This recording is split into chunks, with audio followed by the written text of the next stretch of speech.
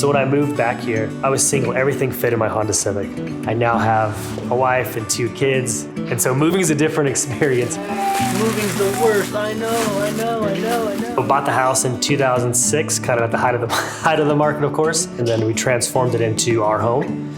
Renovated the entire house from the kitchen to every bedroom, bathroom. This be kind of a sort of cliche to say labor of love, but it's been a fun process and we've learned a lot and got to put a lot of ourselves into this house. My first memory when Mark and I were dating was working on that wood wall, and we hand sanded down each plank of wood.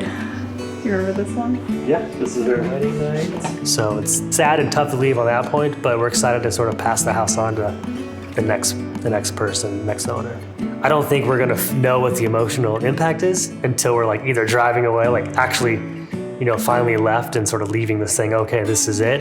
I think there's a lot of anticipation too, like what's next, Just packing up your baby clothes is always gonna be emotional, and so finding like the tiny baby hat and the tiny onesie they came home from the hospital in, for me is emotional. There's just a lot of memories and a lot of work that we've put into this place. There's gonna be tears, there's gonna be laughter, there's gonna be joy.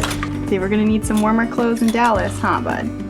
But right now the emotion is excitement, is sort of surreal.